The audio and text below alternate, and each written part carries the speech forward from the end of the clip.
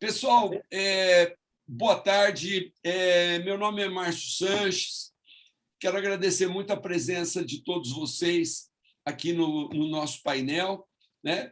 Nós estamos dando início ao painel. O painel é bastante interessante, né? Com a professora Magda Feres, né? A professora Magda Feres, ela é graduada em odontologia pela Universidade Gama Filho, especialista em periodontia pela Unigran Rio, mestre em periodontia pela Universidade Federal do Rio de Janeiro, possui doutorado em biologia oral pela Universidade de Harvard e montou e coordena o programa de mestrado e doutorado em odontologia da Universidade de Guarulhos, em São Paulo, né? E esse programa foi recomendado pela CAPES em 2003 e hoje está entre os 12 de excelência no país, entre mais de 100 programas, e é o único com nota de excelência em uma universidade privada do país. A professora Magda tem uma série de publicações, eu vou compartilhar isso com vocês, o currículo da professora Magda, aqui no chat com vocês, para vocês conhecerem um pouco mais dela. E eu quero agradecer muito a sua participação, professora Magda, porque a senhora vai falar de um tema que interessa muito para todas as instituições de ensino que estão aí labutando no estrito senso e que eu diria que é uma das áreas aí mais tabu na universidade privada, no sentido de tentar viabilizar um programa de sucesso. Então, eu vou passar a palavra para você, Magda, e já aviso a todos que, ao final da apresentação da professora, nós vamos abrir um espaço para perguntas e respostas, né, e uma enquete de avaliação. E eu posso ir anotando as perguntas, caso vocês queiram, no chat, ou vocês fazem de viva voz no final. Ok? Professora Magda, a senhora está com a palavra, muito obrigado pela presença. E, obrigada. Por favor, pode iniciar a sua apresentação. Eu que agradeço, professor. Muito obrigada. Eu vou dividir aqui minha tela. O senhor me diz, por favor, se vocês estão vendo bem. Estou sim. Estamos enxergando bem. Vou tirar a janelinha aqui da minha frente. Bem, então, muito obrigada pela apresentação. Eu quero... Deixa eu tirar a janelinha aqui da minha frente. Eu quero inicialmente agradecer ao Rodrigo, a presidente do SEMESP, pela oportunidade em apresentar nesse fórum, que é tão importante, né, para o nosso segmento de ensino superior privado. E agradecer também a você, professor Márcio, pela disponibilidade de moderar essa sessão. Muito obrigada. Bem, a ideia dessa apresentação surgiu a partir da minha experiência pessoal, como você mencionou, de ter passado por muitas instituições privadas durante a minha formação e depois como docente de graduação e pós-graduação e pesquisadora nos últimos 20 anos como coordenadora do programa de pós-graduação em odontologia da Universidade de Guarulhos. Bem, nessa minha trajetória, eu acabei trocando muitas ideias e ajudando muitos colegas, coordenadores de outros programas, de escolas públicas, privadas, e também dirigentes de muitas instituições de ensino privado. Então, isso me possibilitou ter uma visão mais clara dos dois lados, do pesquisador e do corpo diretivo das IES. Então, é isso que eu vou tentar abordar hoje. Eu queria também mencionar que essa apresentação hoje é, de uma certa forma, bem emocional para mim, porque, primeiro, que ela permeia, né, ela é permeada pelo histórico da minha carreira profissional, que se mistura com o histórico da Universidade de Guarulhos e dos seus gestores, né, inicialmente o professor Veronese, que faleceu ano passado e que era um grande amigo, e a partir de 2015 com todos os dirigentes do Grupo Ser Educacional, que tanto vem apoiando o nosso programa e outros programas da instituição.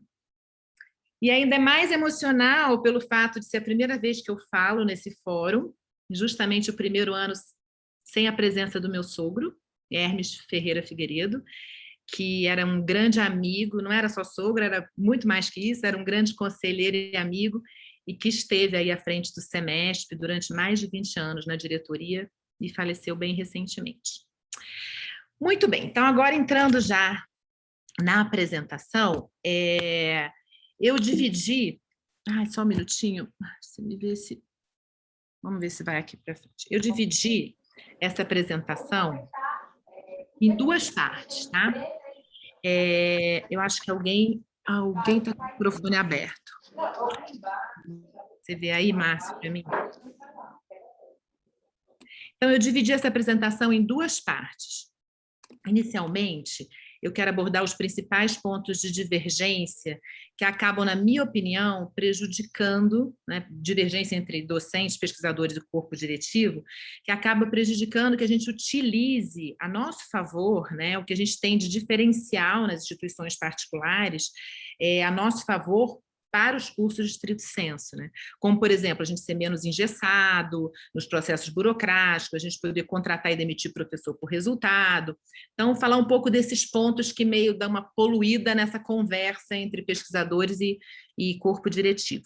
E na segunda parte, eu vou utilizar, então, o exemplo do nosso próprio programa de pós-graduação, né, para poder apontar alguns caminhos que a gente seguiu e que deu certo, e outras dificuldades que a gente teve que superar para alcançar o tão almejada nota de excelência, junto com uma certa estabilidade financeira no estrito sensu.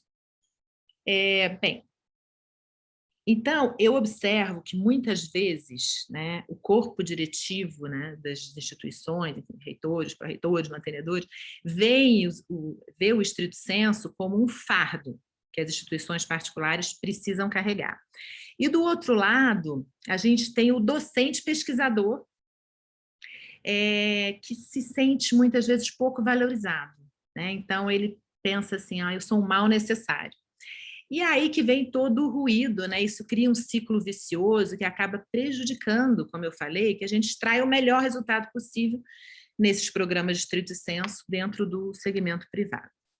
E aí a pergunta que eu faço é assim, dá para quebrar esse ciclo? Dá para ser diferente? E eu garanto que dá, sim. Aqui são fotos com a nossa equipe, com o professor Veronese, o professor Jane, que hoje é dirigente do Grupo Ser Educacional. Então, assim, eu acho que dá, eu acho que a gente é a prova viva que dá para pensar como, né, pensar nos caminhos, nas estratégias, e é sobre isso que eu vou falar aqui com vocês, né?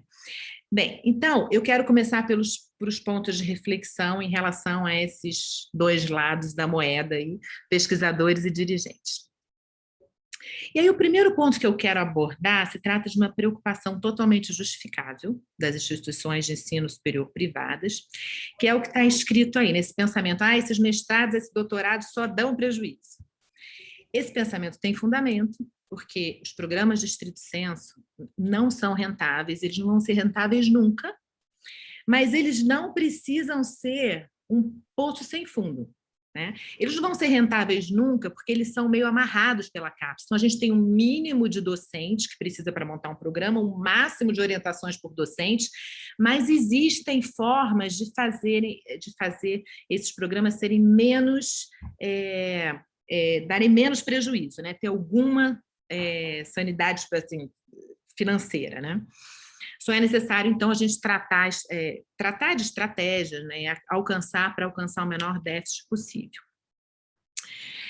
Um segundo ponto que eu vejo circulando na cabeça do corpo diretivo é o seguinte, eu não faço questão de nota. Eu prefiro ter um programa nota 3, 4, com menos custos do que um programa de excelência que vai me dar mais custo. E isso também é um erro de pensamento, porque os programas de excelência eles não precisam ser mais caros que os programas iniciais, ou os programas não consolidados, que são os notas 3 e 4, né? Imagino que todo mundo saiba, mas os programas de estrito sensu, eles vão da nota de aprovação, que é 3, até as notas de excelência, que são as notas 6 e 7. Então, por isso que eu estou falando, tudo, assim, não significa que um programa, não necessariamente um programa de excelência vai ser mais caro do que um programa não consolidado. Existem vários pontos aí que a gente vai mencionar, porque, por exemplo, professores com índice H mais altos, né, mais seniors, eles podem orientar mais alunos, os programas de excelência eles podem captar mais verbas das agências de fomento, eles podem receber mais bolsas da CAPES, E o programa de bolsa da CAPES para escolas particulares, que é o PROSUP, ele inclui taxa que o aluno paga para a instituição, quer dizer, não é que ele só não vai pagar o curso, ele recebe uma verba para ser repassada. Então, existem vários mecanismos que são favoráveis a essa questão de captação de receita nos programas de excelência. Mais uma vez eu vou falar, o importante são as estratégias, né? Então, por exemplo, se a gente fizer a estratégia errada, a gente pode acabar com mestrado nota 3, custando 2 milhões por ano, ou, por outro lado, se a gente seguir um caminho correto, a gente pode atingir aí, ter programas de excelência quase sem custo nenhum, tá? Então, realmente, vai depender mais das estratégias. Pelo lado do pesquisador, dentro dos nossos pontos de reflexão, também existem ideias erradas recorrentes, que eu vejo, tá? Por exemplo, é comum eu ouvir esse tipo de pensamento. Ah, ninguém paga nem minhas viagens aos congressos nessa universidade, né? Porém, é muito importante... Falhando, às vezes está difícil de passar, deixa eu ver.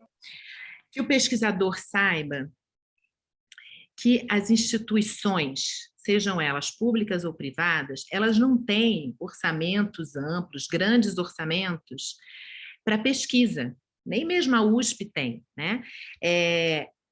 As universidades, o gasto delas principal é com a folha de pagamento. O financiamento para pesquisa, que vai desde financiar uma publicação até o congresso e a pesquisa em si, ela é a função das agências de fomento. Então, independentemente da gente estar numa instituição particular ou numa instituição pública, a gente tem que lutar, né, brigar com os nossos pares pelas verbas para pesquisa. E não ficar sentado ali em berço esplêndido, só porque olha, eu estou numa instituição particular, então tem que vir algum dinheiro dali. É claro que eu não estou desestimulando que as instituições tenham algum financiamento para pesquisa. Existe, né, muitas vezes, na própria USP ou nas particulares, alguma previsão de orçamento para pesquisa. É bom, estimula, mas o que eu estou dizendo é que o docente da instituição privada não pode ficar esperando que esse financiamento venha da instituição, porque normalmente não é o que acontece, tá? E nem é para ser. A gente tem que lutar lá na FAPESP, na FAPERJ, nos órgãos de fomento, com todo mundo, com os nossos pares. Deixa eu ver aqui para passar. Não sei por que às vezes está difícil de passar. Estão vendo bem aí minha tela?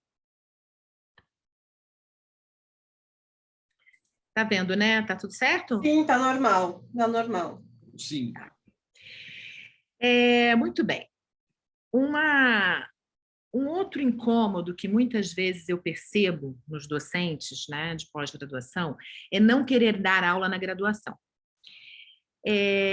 Então, eu entendo um pouco isso, porque as funções e obrigações do docente na pós-graduação são tão variadas, já vou listar algumas aqui, e que a graduação, às vezes, realmente pode se tornar um peso, vai ficando muito longe do nosso dia a dia, muito longe do que a gente tem que fazer. Mas o que a gente tem que saber, entender, e também nós, como coordenadores, fazer que o nosso professor do distrito entenda, que essa é uma exigência da CAPES. Todo docente permanente dos programas de pós-graduação, eles têm que atuar na graduação, é uma exigência da CAPES, tem um ponto que você tem que ticar lá, quando a gente manda a nossa coleta, né, de dados todo ano. Aliás, quer dizer, a gente tem que lembrar que não é só dar aula na graduação, a gente tem que orientar a iniciação científica. Então, essa integração com a graduação é importante, é necessária, e muitos alunos de graduação vão acabar sendo nossos alunos de mestrado depois, então é importante que exista essa interação, tá? Mas, assim, como que a gente pode resolver essa questão da graduação ou lidar melhor com essa questão da graduação, tá? O ideal, eu acho que a gente estabelecer uma carga máxima na graduação, tá? O pensamento tem que ser sempre assim, como que a gente vai maximizar aquele professor que eu já estou pagando, que tem 40 horas, sem matar o pesquisador. Aí eu vou citar uma frase que meu marido sempre fala, que também é da área de educação, que ele fala, não adianta cortar as pernas e mandar a pessoa correr, porque ele não vai conseguir, né? Se por um lado o pesquisador tem que entender que ele precisa participar da graduação, Por outro lado, não adianta os gestores colocarem esses pesquisadores todos do estrito sensu 20 horas cada um na graduação, porque eles não vão conseguir cumprir as outras funções, e são muitas funções. Às vezes, um pró-reitor de graduação, por exemplo, que está mais com aquele olhar na graduação, não entende o quanto que o professor da pós-graduação tem que fazer. Então, eu comecei a listar algumas coisas que é o nosso dia a dia, então a gente tem que dar aula na pós-graduação, tem que publicar,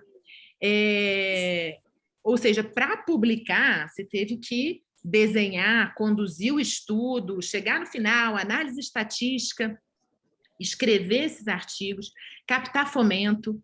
E nesse item aqui de orientação, né, que também está incluído desenhar, conduzir estudo, escrever Aí artigo. ela. Tá aqui. E muitas vezes escrever E tá no tese. fone. Por que eu falo escrever tese, gente? Porque uma vez um professor chegou para mim, e tinha muito assim, uma formação muito da pública, né? Falou: olha, Magda, tudo bem, aqui tá tudo ótimo, mas eu não vou escrever tese. Eu falei: bem, então não serve para gente. Porque se o seu aluno não conseguir escrever a tese, você tem que pegar na mão dele e escrever uma tese a 4 mãos. Tem muitas particularidades que são mesmo o que a gente tem que fazer, da vida, né? Do dia a dia. Participar de eventos nacionais, internacionais, dar parecer, participar de corpo editorial, diretoria de associação de classe, então é uma infinidade de coisas, né? No nosso caso, que a gente fez, a gente estabeleceu um limite máximo de 8 horas por semana por docente dos programas de pós-graduação. E eu acho também, para quem está aí lidando com isso, um pró-reitor de pós-graduação, que é legal dar uma liberdade para o coordenador. Eu vejo por mim, tá? Que é o meu caso na UNG, eu tenho bastante liberdade para trabalhar. Porque, às vezes, você tem um professor que naquele semestre, de acordo com as aulas do semestre, de acordo com vamos dizer, o planejamento do professor, que naquele semestre ele pode atuar mais na graduação. Tá? Enquanto que um outro que vai ter que viajar para congressos importantes, ali levar resultados, ele vai naquele semestre atuar menos. Então, eu sugiro colocar um limite, vamos dizer, de 4 a 8 horas mínimo na graduação e dar uma liberdade para o coordenador mexer nisso daí se for preciso. Tá?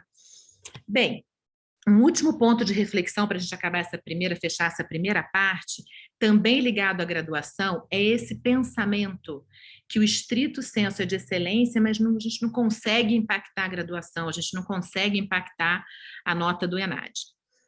Essa é uma situação delicada nas instituições de ensino superior privadas. É um pensamento que sempre volta, mas é preciso que todo mundo entenda que o maior impacto da nota do ENAD vem da formação básica do ingressante, e não do corpo docente ou até do curso em si. Então, assim, por melhor que seja o estrito sensu e o próprio curso de graduação, até porque muitas vezes tem uma interseção grande do corpo docente da graduação e do pós-graduação, como é o caso na nossa odontologia, os processos avaliativos eles são muito focados no aluno. Então, o que acontece é que o aluno que ingressa no mestrado e doutorado, ele normalmente tem uma formação melhor do que o aluno que ingressa na graduação nas instituições de ensino privadas, né? A gente sabe que esse é um ponto delicado que a gente tem que enfrentar. Então, não tem que se esperar esse impacto direto do estrito sensu de excelência, então vou impactar o ENAD, não. O que acontece é que tem, sim, várias formas de que esse estrito de excelência impacte a graduação, como, por exemplo, na captação, porque aí você tem a mídia espontânea, você tem aquele, vai formando uma aura ali em volta daquele curso que você tem a graduação, mestrado, doutorado, pós-doutorado, e isso pode sim impactar na captação da graduação, como a gente tem visto lá na Universidade de Guarulhos, tá? Bem, então isso foram os pontos mais importantes nessa primeira parte. Agora eu vou passar para a segunda parte, que é, então, a apresentação dos caminhos que a gente trilhou aí, no caso do nosso programa de pós-graduação da UNG. Eu vou falar dos passos, né, dos passos iniciais, depois nos passos para consolidação e depois para excelência, dividindo esses 3 áreas principais, né? Esses aqui seriam, então, os primeiros passos que eu acredito que devem ser seguidos no caso de quem está saindo do zero, tá? Que foi a nossa situação. Quando você sai do zero e você planeja inicialmente, como tudo na vida, é mais fácil, né? É mais fácil que você traça cada etapa, você traça a média de curto, médio, longo e prazo e as estratégias. Eu sei, porque eu já conversei com muitas pessoas que chegam desesperadas para falar comigo, que nem sempre é assim. Muitas vezes a instituição precisa arrumar, otimizar o que já existe. E aí tem várias questões que poluem a comunicação, né? Como às vezes você tem que demitir um professor muito sênior, e isso é tanto na particular, na privada, como na pública. Na pública, às vezes, é até pior. Eles não mandam embora, mas eles podem credenciar e descredenciar os programas de pós-graduação. E quando isso mexe muito, vamos dizer, com os egos dos professores mais antigos, é complexo. Bem, então isso eu estou falando para dizer que, no nosso caso, eu vou mostrar um processo que começou do início e teve esse planejamento. Mas existe possibilidade, sim, de arrumar o que está já em andamento e que não está indo bem. Contanto que os reitores, os dirigentes, os pró-reitores tenham em mente esses pontos que a gente acabou de abordar, de discussão, divergência, resistência, né? Que pode acontecer. Então, quais são os primeiros? O primeiro passo é você definir a área do programa, em que área você vai montar a pós-graduação, né? E, por exemplo, você pode focar numa área que você vai aproveitar professores que são ali pesquisadores, já estão na instituição. Tem que pensar em áreas que tenha demanda, né? E que tenha carência de programas na região. Não adianta a gente querer montar um programa na região sudeste, por exemplo, em áreas que já tenham muitos outros programas em andamento, programas de excelência, porque a CAPES não aprova. Então, tem que ter esse ponto inicial de tipo brainstorming para saber em que área você vai montar. Depois, é muito importante identificar a liderança, né? E eu aconselho que traga pessoas, assim, coordenadores, vice-coordenadores com experiência em pesquisa e com perfil de liderança, né? Porque um coordenador ele vai ter que ter pulso firme, né? Eu falo muitas vezes no programa, às vezes, né? Eu falo, nem todo mundo tem que gostar de mim. O que a gente tem que fazer é entregar o melhor resultado possível, né? E nem sempre é fácil identificar esse coordenador, porque além dele ter que ter esse perfil de liderança, ele tem que ser um pesquisador também super produtivo, porque ele vai ser um dos professores permanentes e vai dar o exemplo, muitas vezes, do programa, né? E, acima de tudo, o que eu acho que foi um grande diferencial nosso lá é essa ideia da equipe. Isso muitas vezes não acontece nas escolas públicas, por isso que eles patinam anos, às vezes décadas, para subir a nota. Eu nunca vi um programa de pós-graduação bem sucedido nessa área sem o velho teamwork, né? Aliás, eu já vi muitos amigos de escolas públicas patinando sem sair do lugar por não terem criado times, né? Muito ego, não quer sombra, não forma time, não vai para frente. As vaidades que assombram o mundo científico, isso atrapalha muito. Então, identificar as lideranças, depois tem que definir as áreas de concentração dentro da área do programa, e depois tem essa etapa de formar grupo de pesquisa, credenciar esses grupos no CNPq, naquelas áreas que foram identificadas, tá? Então, vou falar um pouquinho sobre cada um deles. Desculpa que às vezes está difícil de eu passar aqui, eu tenho que ir com a minha setinha. E aí eu vou falar um pouquinho sobre a minha história, né? Minha história de pessoal, só brevemente. Então, em 1999, eu tinha acabado de finalizar meu doutorado em Boston, nos Estados Unidos. Eu voltei para o Rio, onde eu morei, né? Eu sou do Rio a vida toda, tenho sotaque assim, carioca. E aí, a partir de então, existem duas versões da história, né? A versão que eu normalmente conto é a verdadeira. A que eu conto é que em 2000 eu recebi, então, a proposta da Universidade de Guarulhos e mudei do Rio para São Paulo. A história verdadeira é que eu conheci um paulista, o Fábio, meu marido, e eu viria para São Paulo, porque a gente ia casar e mudar para São Paulo. Eu dava aula em outra escola privada no Rio, na Unigran Rio, e como a decisão foi vir morar em São Paulo, eu não tinha nenhuma intenção de trabalhar no segmento público, que não é o meu perfil.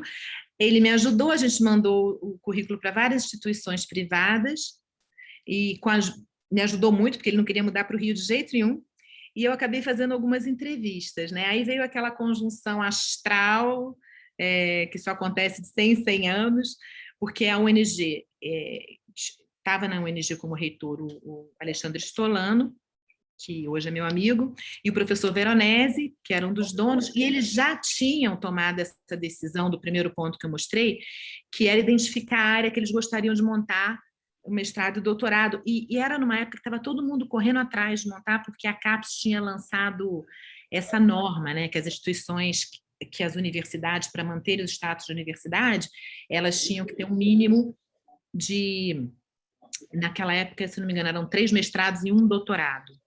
Então, eu me mudei para São Paulo e aí veio aquele outro ponto, né, o passo seguinte de definir áreas de concentração, formar os grupos de pesquisa e trazer as pessoas.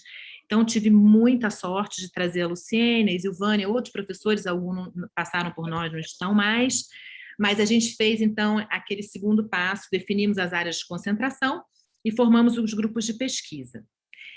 E aí, aqui eu coloquei alguns pontos para serem pensados nessa etapa, tá? Que são pontos importantes para já pensar em atingir excelência, mas com custo reduzido.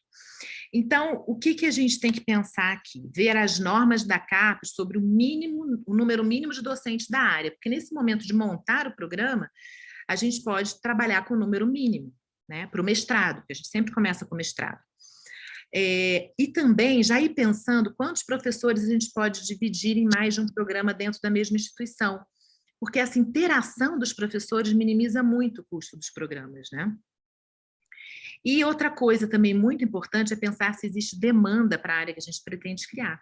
Porque se não tiver demanda, gente, aí acabou, é a pá de cal, porque não adianta eu ter a melhor ideia do mundo, o melhor grupo do mundo, formar o grupo de pesquisa, mas se eu não tiver demanda, aluno, né? Que vai ser a principal fonte de renda ali. Outra coisa que a gente tem que ter em mente é consultar e ver as exigências do mínimo de docentes com carga horária integral. Isso varia também em cada área. Isso é um ponto importante para controle de custo também, tá? Agora, sempre tendo em mente que não adianta ter muito docente em tempo parcial, porque depois ele não consegue lá na frente fazer o que ele tem que fazer. No nosso caso, hoje, a gente tem todo mundo em tempo integral. A gente maximiza, assim, otimiza de outras formas, tá? Uma coisa que eu aconselho muito é que todos já tem que começar na graduação, dar aula na graduação, já tem que ser a combinação lá de antemão, e com normas mínimas de captação de fomento e publicação. Isso é o que eu faço, eu tenho feito, tem dado certo. Então, assim, o docente, se ele não captar fomento, ele não tem como trabalhar, nem na escola particular e nem na escola pública. A diferença é que na escola pública ele se encosta lá em algum lugar e não pode ser mandado embora. Então, a gente tem que usar o que a gente pode fazer, assim, de diferencial de bom a nosso favor. Então, o que é a nosso favor? Dar meta e avaliar ele por meta e resultado, tá? Então, acho que são coisas importantes que a gente precisa fazer desde o início. Então, no caso do nosso programa, a gente teve nosso mestrado aprovado em 2003, com 10 docentes de 40 horas. No início, a gente tem pouquíssimos alunos, ninguém nos conhece, é sempre assim, essa é a história.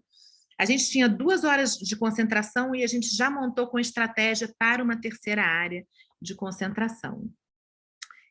Nesse ponto, é importante a gente saber que aqui o programa é caro. Então, quem for montar, ou quem estiver começando nesse processo, saber que aqui não tem como não ser caro, porque é só custo. É uma folha de 10 professores, 40 horas, caros, não adianta, né, ser uma hora-aula muito barata, sem aluno. Então, nesse ponto, o mestrado ele pode custar de 1,5 milhão a 2 milhões por ano.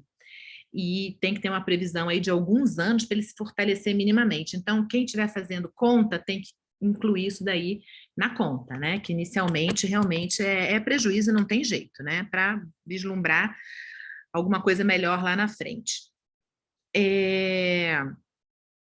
Muito bem, então, em termos da nossa evolução, a gente teve aprovação nota 3, né? Como eu falei na escala que vai de 3 a 7, em 2003. Aí a gente teve o nosso primeirinho fomento FAPESP, que ajudou muito, Em 2005, a gente teve um fomento internacional. Isso é um outro ponto importante. Trazer docentes com experiência no exterior é uma coisa muito boa, porque a pessoa já tem a conexão, já tem, às vezes, as vias, as parcerias, e a parceria internacional e vamos dizer, as conexões internacionais vão ser muito importantes no planejamento de médio e longo prazo para excelência. Aí a gente inaugurou outros laboratórios, enfim, com essas verbas do NIH, da FAPESP, e aí a gente teve a primeira avaliação, que foi no triênio. Nessa época as avaliações eram feitas trienalmente, então foi 2004, 2005 e 2006, no primeiro triênio nossa nota já progrediu para 4, que foi excelente, né? Aí a gente pegou um fôlego assim com os dirigentes, o pessoal ficou feliz, e a gente fez então a estratégia seguinte, que seriam, então, os passos para consolidação, né? E aí, aqui eu listei, na previsão de médio prazo, os passos que eu acredito que são os mais importantes para a consolidação. Uma questão que, para mim, eu fui aprendendo também, né, gente? Fiz faculdade para ser dentista, não sabia nada disso, eu fui aprendendo com a vida. E, inicialmente, quando a gente começa esse cargo de gestão, a gente quer que todo mundo seja como a gente e exige, né, aquele horário certinho. E uma coisa que eu fui aprendendo foi o seguinte: primeiro, o professor do estrito sensu, ele tem atuação dentro da IESA ali e fora, né? E, sei lá, um vai funcionar bem de manhã, outro vai funcionar bem à noite. Então, eu aprendi que o importante é a gente acompanhar pela ponta, pelo resultado, né? Não ficar só acompanhando pelas horas que ele está ali dentro. Então, óbvio que ele tem que estar ali dentro, mas acompanhar pela quantidade de publicação, ver as normas da CAPES para o estágio que o programa está, e sempre exigir o suficiente para atingir uma nota na frente, senão a gente fica parado, né? Então, quanto que ele está captando de fomento, quanto está subindo esse fator H, se ele está defendendo os alunos no prazo, se ele tem linhas de pesquisas perenes e contínuas.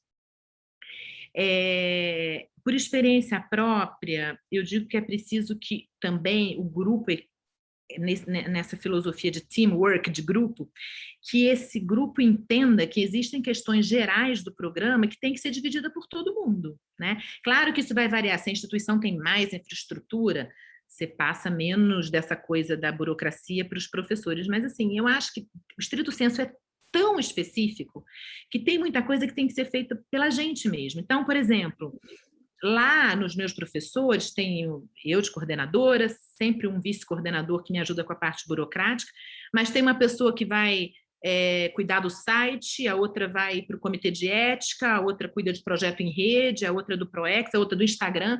Então, assim, todo mundo tem que ter uma parte dessa, carregar uma porção desse do burocrático, né? Eu coloquei aqui, ficar de olho em publicação discente na autoavaliação, porque nas novas regras da CAPES, isso são pontos importantíssimos. Não é a publicação do docente, que eles encaram isso como grupo de pesquisa, a publicação do discente também, e a autoavaliação do programa, que agora é uma exigência da CAPES também. Ô, Márcio, depois você me diz quanto tempo mais eu tenho, acho que ainda tem mais uns 10 minutinhos aqui, dá tempo?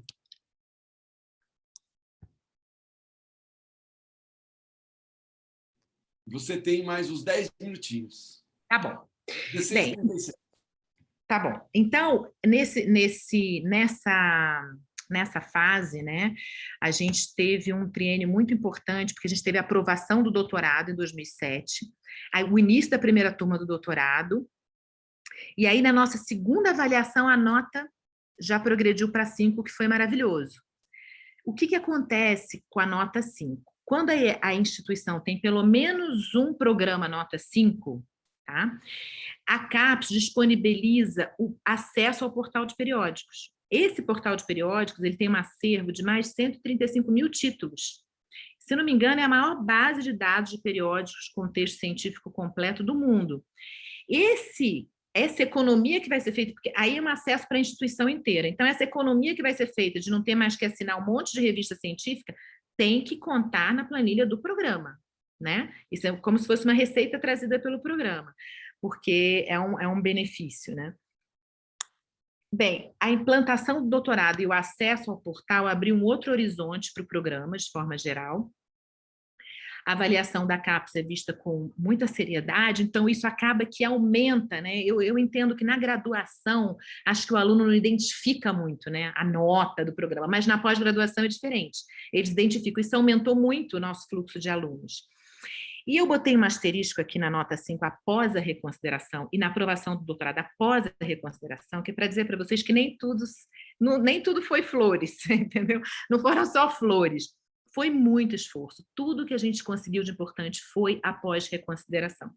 Eu acho que isso hoje dentro da CAPES está um pouco diferente, a mentalidade, mas nessa época ainda era muito difícil a gente se inserir aí com excelência, conseguindo esses resultados. Então, assim, a gente pediu o doutorado, foi negado, reconsideração vem visita. Aí a gente explica, e aí vai.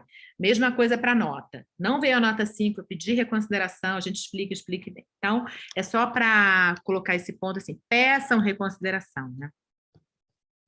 Bem, então essa era a nossa situação nesse ponto, 12 docentes 40 horas, que era preciso para a odontologia para o doutorado, 2 divididos com outro programa, que era o de enfermagem, 3 áreas de concentração, tá? A gente começou com 2, agora a gente tinha 3, e o acesso ao portal do periódico foi essa fase muito boa, aumenta já muito a receita, nosso custo praticamente caiu, então, nesse ponto aqui pela metade, tá? E aí vem esse último passo, que são os passos para se atingir a excelência, né? E aí, pontos importantes para a gente colocar, que a gente tem que pensar aqui, nucleação dos doutores, isso é importantíssimo. Isso evoluiu muito na CAPES. Inicialmente, o que é a nucleação? Aonde o nosso egresso do doutorado está trabalhando.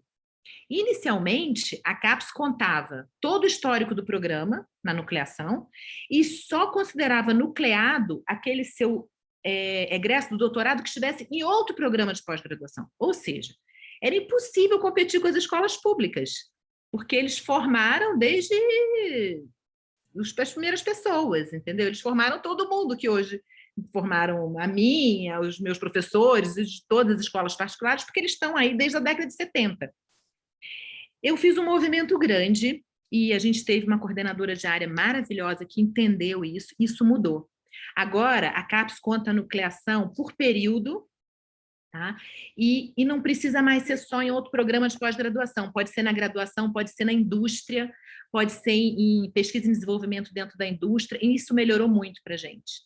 Outra coisa que a gente tem que fazer é apoiar programas em consolidação, principalmente em outras regiões do Brasil, e a inserção internacional. Então, esses aí são pontos que a gente tem que pensar quando a gente está nessa fase já do 5 para o 6, tá? Em relação à inserção internacional, são vários quesitos, eu sintetizei os que eu acho mais importantes, que são as publicações internacionais, que é quase um fluxo natural, todo pesquisador tem que ter, as parcerias internacionais, aulas a convite no exterior e os fomentos de editais de agências internacionais também, tá? Bem, hoje a gente tem 15 colaborações, eu acho que isso aqui não tem número. Às vezes você tem uma colaboração que é importantíssima e às vezes você tem 20 que não rende nada. A questão aqui é ter produto. O que caracteriza a colaboração não é um papel assinado, é o produto.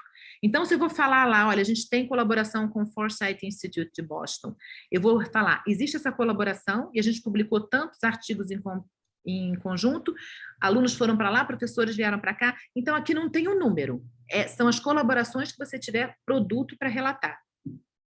Esse é um panorama geral que eu gosto de mostrar do nosso programa, que está incluído aulas no exterior, pesquisas em colaboração, a gente tem uma inserção muito forte na Europa, nos Estados Unidos, hoje praticamente a gente tem inserção, seja com alunos que vieram estudar, professores que foram para lá, ou fomentos no mundo inteiro, todas as regiões do mundo.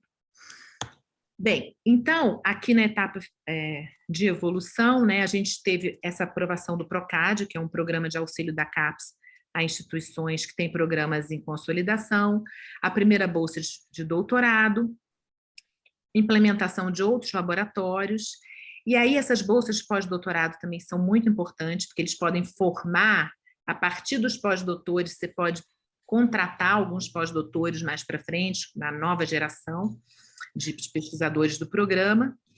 E aí, nesse ponto, a CAPES aumentou o número mínimo de programas nas escolas particulares. Então, passou a ser 4 mestrados e 2 doutorados.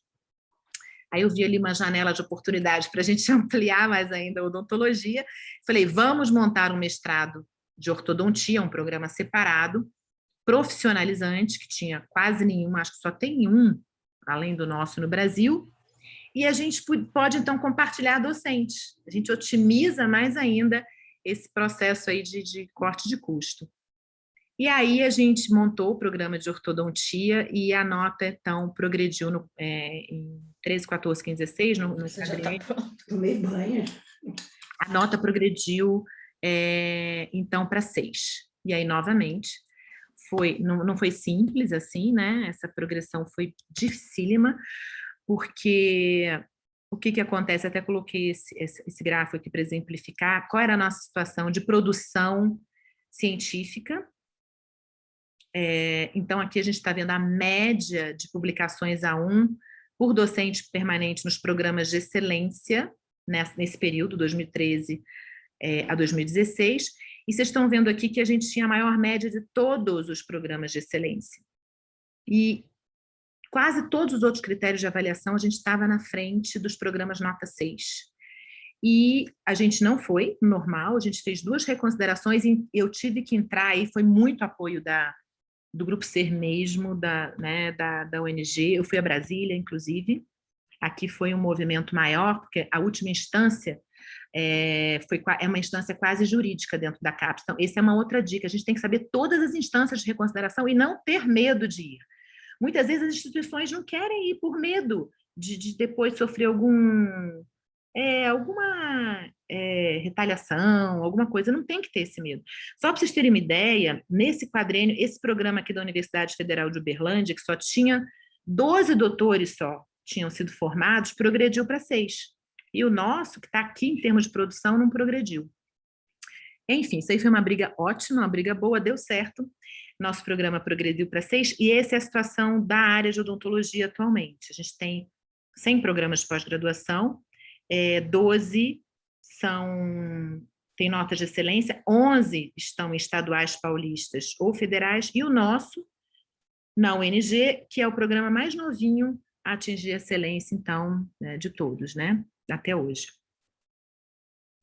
Bem, nesse ponto, o que contou aí para ajudar na receita, né, a aprovação do programa de ortodontia, como eu falei, e a nota de excelência, a parceria com a indústria, tudo isso ajuda na redução, ajuda a deixar mais saudável as contas, né?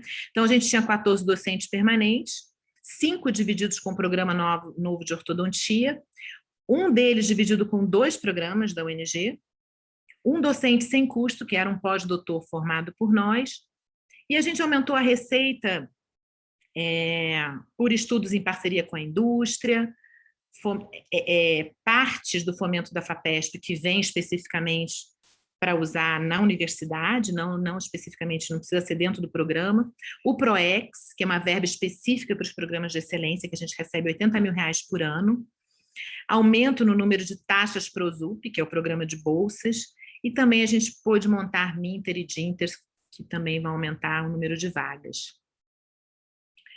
Então, como eu falei, né, aumenta o número de alunos, parceria com a indústria, vou passar essa parte mais rapidinha. Dentro de parceria com a indústria, a gente tem várias empresas que a gente faz estudos clínicos, a gente tem um centro para estudo clínico, e eu tenho aí importante a instituição também aproveitar o docente, mas que seja uma coisa viável. Não adianta você achar que o docente vai trazer mais trabalho para ele mesmo, para fazer estudos, se ele não puder aumentar seu próprio salário.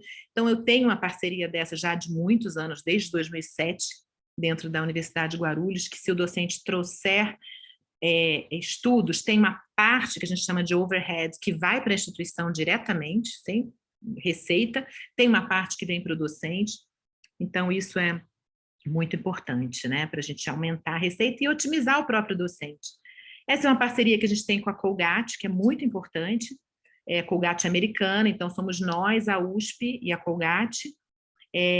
O nome da associação que a gente inaugurou em 2015 é Latin American Oral Health Association. onde a Colgate fomenta bolsas de estudo para alunos de outros países da América Latina, para que eles façam doutorado na nossa escola ou na USP, no nosso programa ou no programa da USP. E, enfim, obviamente, quando esse fomento vem para Guarulhos, a Colgate paga a bolsa do aluno e a mensalidade do programa, então é um aumento também direto de receita. São formas, né, de conseguir captar mais verba. Márcio, acho que meu tempo está acabando, né? Mais 3 minutinhos, me dá aí. Um último ponto que eu quero colocar. Tranquilo, estamos lá. Temos, se você conseguir mais em 5 minutos, ainda a gente fica com 5 minutos para questões. Eita, então vamos lá. Então, o último ponto que eu quero colocar é que existe um impacto desses programas de excelência, né? Talvez que não pode dar muito para ser medido, mas que é um benefício indireto no valor, né? Um valor agregado à marca das instituições, né? Então, a gente teve aí mais de 300 inserções em mídia espontânea, por coisas alcançadas pelos pesquisadores, né, e discentes egressos do programa. A gente saiu em vários rankings, que também gera muita mídia espontânea, o aluno vê isso, e agora você tem uma ideia, ano que vem a gente quase não tem vaga mais para colocar novos alunos. Então, o RUF, por exemplo, a gente saiu em 2013, 18 e 19, como a primeira universidade privada do país no critério inserção no cenário global. Em 2020 e 2021, nesse ranking de Xangai, a UNG ficou entre todas as instituições públicas e privadas, entre as 100 melhores do mundo, em pesquisa nesse tópico Dentistry e Oral Science, pelo impacto do programa. E, mais recentemente, teve um ranking de Stanford, que destacou os 2% de cientistas mais influentes do mundo no ano de 2019, e a gente foi a universidade privada com o maior número de pesquisadores nesse ranking. Tivemos 4, sendo que 3 deles foram do nosso programa. Foi eu e mais 2 pesquisadores. O último pontinho, em 30 segundos, que eu vou falar é esse dilema de troca de docentes, que eu sei que é uma questão super sensível nas escolas particulares. Volta aquele problema. Quanto melhor o pesquisador fica, mais alto é o salário. E o pesquisador, quanto melhor eu fico, mais instável eu me torno, né? O conselho que eu dou aqui é o seguinte, gente, não queiram fazer grandes mudanças, mandar pesquisador, às vezes a instituição tem aquela ideia, eu vou mandar um pesquisador caro embora e vou contratar o mais barato, e às vezes é um tiro no pé, porque esse pesquisador, vamos dizer, os mais caros, eu já estou falando que eu sou cara, né? Eu sou cara, mas vale a pena, hein? Se tiver alguém aí do grupo C. Os mais caros, eles podem orientar mais alunos, são os que mais trazem fomento. Então, tem que esse tipo de estratégia tem que ser muito pensada com o coordenador, tá? Porque o que a gente tem que pensar? Existe um fluxo natural, tanto na particular quanto na pública, de professores. Você não vai ter aquele corpo engessado, caro, o resto da vida. O que vai acontecer aqui? Professores caros, não produtivos, eles têm que ser mandados embora. Na pública também se faz isso, só que eles credenciam e descredenciam do programa. A gente pode mandar embora. E existe um fluxo natural, às vezes, que o próprio pesquisador pede para sair. Então, eu acho importante ter um mix, como a gente tem hoje. Aqui eu estou mostrando os índices CH. Um mix de professores sênios, professores em estágios intermediários. Às vezes você tem exceções, como um bioestatístico, que não vai alcançar lá, mas é importante. E ter, como eu estou mostrando aqui, 3 professores que são dessa geração dos novos docentes, que vão fazer que vão subir aí na escala do índice H e vão deixar esse programa perene e que ele se perpetue mesmo depois que a gente vai embora, né? Então, é muito importante pensar isso, não cortar só por cortar, sem estratégia.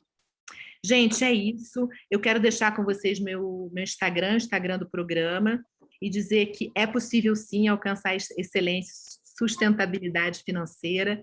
Tudo vai depender aí da nossa cabeça, da nossa estratégia e do nosso conhecimento na área. Eu vou parar de dividir para a gente poder ver perguntas.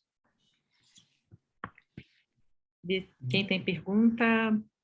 Muito obrigado, Magda. Vou abrir para perguntas. Quem quiser mandar alguma pergunta, fazer de viva voz. Pode ficar à vontade. Márcio, Doutor Carlos, por favor. não, primeiro, parabenizar a Magda aí por esse sucesso, né, esse case de sucesso aí da Guarulhos. Sou reitor aqui da Universidade Evangélica de Goiás, em Anápolis, Goiás. Temos um programa de mestrado em odontologia que começou em 2019, enfrentando todas essas lutas aí que você identificou, né? A gente ainda tem, certamente, né, um ranço muito grande dentro da CAPES com as instituições privadas, e aquilo que você falou, a gente tem que enfrentar mesmo. Eu, mestrado aqui, eu tive que enfrentar o presidente da CAPES, fui lá e ele teve que vir aqui aprovar o meu programa. Então, a gente tem que ir atrás mesmo, né? E o exemplo aí de vocês foi assim muito, muito significativo. Parabéns aí pelo seu trabalho. Quero depois pegar o seu contato e fazer buscar essa parceria. Nós estamos precisando de ajuda para incrementar. Estamos aí pensando já, nosso programa já iniciou com nota 4. Que ótimo! Pensamos já para o ano que vem entrar com pedido de doutorado. Há uma carência muito grande aqui no Centro-Oeste, nessa área, né, da odontologia, e fiquei muito feliz de ouvir a sua experiência aí, fantástica, e um caso de sucesso. Eu espero que a gente possa aí unir forças do setor privado, aí, filantrópico, como é o nosso caso, para mudar algumas coisas dentro da CAPES, né? A gente ainda é olhado de rabo de olho, né? Você é o vilão da história, tudo para nós é mais difícil, né? A questão de bolsa e taxa é uma coisa feita para a universidade pública, não é para a privada, né? E a gente precisa mudar essa realidade. Mas apenas para cumprimentá-lo aí e dizer que nós vamos procurá-lo aí para fazermos algum tipo de parceria, naquilo que a gente puder estar somando esforços aí. Parabéns a você e a toda a equipe aí da Universidade de Guarulhos. Obrigada, professor, e parabéns, né, pela aprovação do programa. Realmente é uma área carente. Já ter começado com 4 significa que vocês já começaram com a estratégia correta. E eu tô, assim, eu coloquei meu Instagram, mas eu vou colocar meu e-mail também no chat. E eu tô, assim, disponível para o que vocês precisarem, para a gente fazer parceria. Se quiser colocar a coordenadora em contato o coordenador em contato comigo, eu estou à disposição. Ok. Muito bom. Alguma questão, pessoal? Boa tarde. Marcos Pois Landim. não? Opa. Boa tarde. Boa tarde, Marcos. Tudo bom? Estou aqui. Tudo bem? Primeiro, também queria parabenizar, né? Vi com muito carinho, muita atenção, né? Foi muito clara, Magda, muito simples de compreender. Obrigada. A gente sai agora com 1 hora aí de sua apresentação com muito aprendizado. Eu sou aqui do Grupo Tiradentes, né, da Universidade Tiradentes. Nós temos 5 programas, 4 são nota 5 e 1 nota 4. E tem um, né, que está se encaminhando por 6, mas assim está muito difícil a equação, né? Eu achei muito interessante o tema que você colocou, foi muito provocativo, né? Eu dizia, olha, até metade do tema da palestra da Magda está tudo certo. Agora, quando ela colocou a sustentabilidade, vale a pena ver, temos que ir lá conferir. E realmente você traz alguns elementos muito importantes para reflexão. Não tenha dúvida que eu não sou dos programas, eu trabalho na gestão, mas vou levar, né, coisas muito interessantes que você nos trouxe hoje, principalmente essa questão da parceria, né, privada e com grandes indústrias. Eu queria assim, não só parabenizar, mas dizer que é um caminho que você tem trilhado com o seu time, que é um caminho realmente sem volta e é o que a gente acredita, né? É esse caminho o caminho privado. E aí eu queria dizer assim, você trouxe esses números, assim, olhando para a sua universidade, é o case de sucesso ou temos outros aí também semelhantes? Porque eu vi alguns elementos assim que a gente tem que aplaudir de pé, né? Sem dúvida nenhuma. Acho que quem assistiu sua palestra sentiu isso, né? A sua é um trabalho de vida que a gente viu aqui, um trabalho de vida. Então, para você falar um pouquinho, não queria tomar muito tempo, mas assim, você associar um pouquinho com outros programas que você tem e dar essa ênfase, né? Eu acho que você encontrou um caminho muito assertivo. Ele conseguiu voltar. Muito interessante. Obrigada, professor, e parabéns também, né? Vocês aí com 5 programas, 4 nota 5, nota 4, é uma maravilha, com certeza. 4 programas de nota 5 tem muito potencial para ir para excelência, e eu desejo todo sucesso aí para vocês. Então, assim, em relação à universidade, o programa de odontologia, eu acho que ele está um pouco à frente, porque ele começou antes. E eu acho que a gente, por ter começado antes e por todo o caminho que eu e outros pesquisadores do programa a gente já tinha no segmento particular, e eu acho que teve uma evolução da CAPES em relação a isso também, sabe? Aceitar essa parceria com a indústria. Então, como a gente já tinha essa experiência, a gente foi realmente pioneiro em trazer essa parceria com a indústria. E lá atrás, eu tive muito apoio inicialmente do professor Veronese, de quem trabalhava com ele, para eles entenderem que quanto mais o pesquisador ganhar e quanto mais você puder trazer essa pesquisa da indústria, mais a instituição ganha também, né? E a gente fez um acordo lá atrás, que cada projeto que viesse teria 20%, 25% de overhead direto para a receita, não é para pesquisa, e o pesquisador vai administrar aquilo e ele pode prever honorário, se ele quiser. Então, é assim, sabe, aquela coisa de deixa livre para trazer. E isso acabou impactando muito. A gente... inicialmente com a Colgate, né, que culminou nessa organização aí sem fins lucrativos, mas que também serve de receita para dar bolsa para alunos de doutorado, isso é receita na veia, porque eles pagam a mensalidade, né, do aluno. Então, depois vieram outras empresas. Então, para responder assim, os outros programas atualmente também têm muita parceria com a empresa. Eu acho que a gente abriu o caminho, mas foi muito importante a postura da instituição nesse processo e, enfim, a gente ainda está crescendo nesse sentido, mas eu acho que a CAPES também evoluiu. E agora, no novo processo de avaliação, eles valorizam muito isso. Tanto é que a nucleação dos doutores agora pode ser em indústria. Então, a gente tem alunos nucleados em algumas das indústrias que a gente tem parceria. Então, completa um ciclo. Então, tem sim, os outros programas têm também esse tipo, né, de iniciativa, e eu acho que a postura da instituição é muito importante, deixar o pesquisador livre. Às vezes eu percebo que as instituições querem aproveitar ao máximo o pesquisador, só que aí não adianta, aquilo que eu falei, a frase que meu marido fala, você corta a perna e manda a pessoa correr.